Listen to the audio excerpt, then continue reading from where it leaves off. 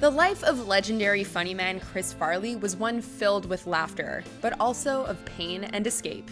Hey guys, it's Phoebe with WatchMojo. Today we're taking a look at the tragic life of Chris Farley. Come on, Eileen, oh, I swear we're living at this moment. You mean everything.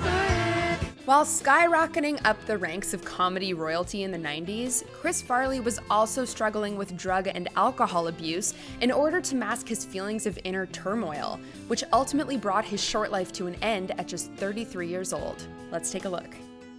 Farley was born into a typical Midwestern middle-class family in 1964. He grew up in a suburb of Madison, Wisconsin called Maple Bluff, where his father owned an oil company and his mother tended to the family. He was an overweight child and ridiculed for his size, but turning this situation into a positive, Farley used his size to his advantage on the high school football field, thus increasing his popularity, but not really addressing the hurt he carried inside. Also, in a move that would become his trademark comedic style, Chris found that he could often mitigate cruel jokes being made about his weight by first making jokes about it himself. Thus, he relied on such fat jokes about himself to keep others from mocking him. Once in university, Farley took one step closer to making comedy his profession when he enrolled in theater classes. He ended up double majoring in theater alongside communications, and, well, as they say, the rest is history. Farley kicked off his comedy career at the Arc Improv Theater in Madison, and it wasn't long before he was invited to join the famed Second City Theater in Chicago. Authorized personnel only. It's okay, I'm authorized. Yeah. You're in the wrong area. We'd like you behind the barrier, please. Here, he'd team with soon-to-be SNL buddy Tim Meadows in hit sketches like Motivational Speaker, and became a standout on the show. Also, it was here that Farley was mentored by improv legend Del Close, the same man who mentored Chris's comedic idol in John Belushi.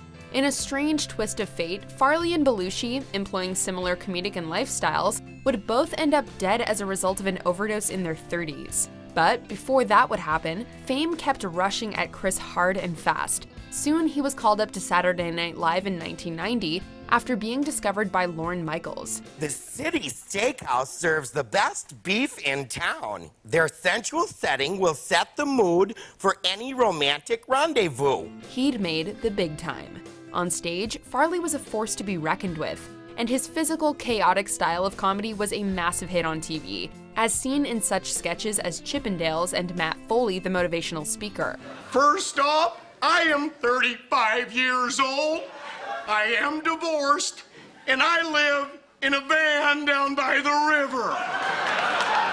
Like at Arc and Second City, Chris soon became a rising star on SNL, and along with other young comics like Adam Sandler, David Spade, Tim Meadows, Chris Rock, and Rob Schneider, helped create a renaissance of the show in the early 90s. But behind the scenes, Farley was spinning out of control.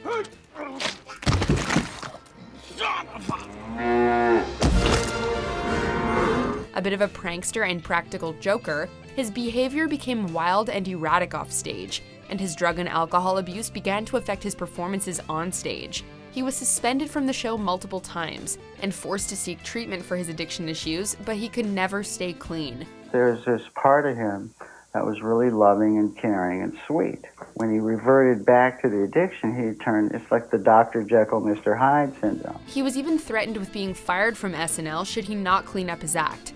Ultimately, being unable to right his downward trajectory, Farley, having angered NBC management, was fired in 1995.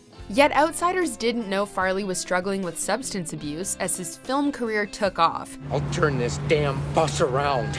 That'll end your precious little field trip pretty damn quick. After first making standout appearances in hit movies like Billy Madison and Wayne's World, he then went on to star in his own popular movies like Tommy Boy and Black Sheep.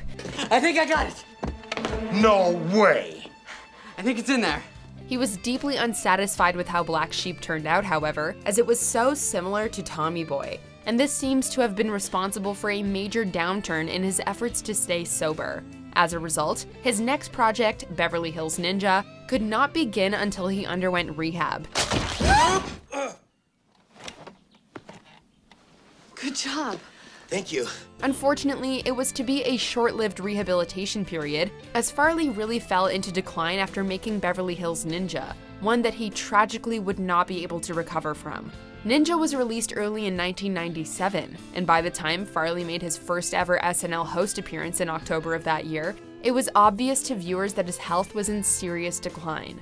He had gained more weight, his voice was hoarse and cracking, and his face was red and flushed. You look good, you trimmed down a little bit. Jay, let's face it, I have ballooned up. To a disproportionate size. But no one expected that, less than 2 months later, on December 18, 1997, Farley would be found dead in his Chicago apartment as a result of a drug overdose from cocaine and morphine. Also, coroner reports revealed that he was suffering with advanced atherosclerosis, which is a narrowing of the arteries, and this ultimately played a major role in his passing. At just 33 years of age, Farley left this world just like his hero John Belushi, young, famous, and unable to escape the pitfalls of substance abuse. You can hear the angels laughing right now because of him. His funeral was held in Madison, Wisconsin on December 23rd and was attended by masses of people, including good friends Adam Sandler, Chris Rock, and Phil Hartman. What the future held for Farley can only be left to the realm of speculation, but we do know that he was originally the voice of Shrek. He may also have been considering a turn towards dramatic roles, such as portraying silent-era comedian Fatty Arbuckle. His tragic death brought all that to a close, but his legacy lives on, and Farley is still very much part of the public consciousness. His movies continue to bring laughter and joy to the hearts of his fans, both old and new alike, and his friends and former castmates keep his memory alive with wonderful stories of the kind-hearted comedian. Then he cartwheeled around the room and slow danced with a cleaning lady.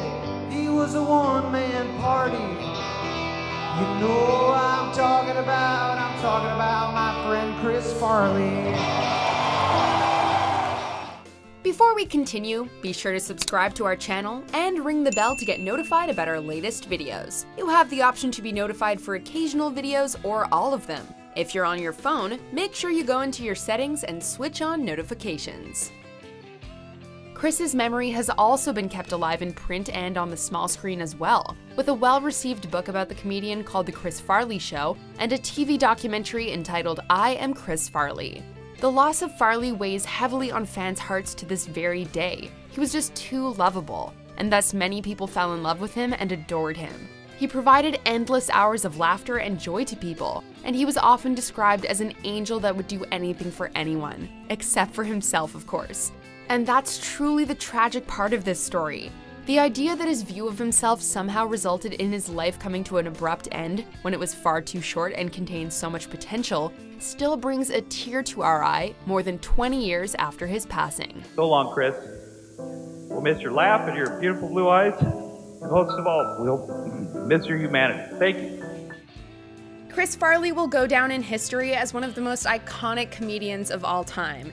And if how his fellow comedians continue to pay homage to him to this day is any indication, he is dearly missed.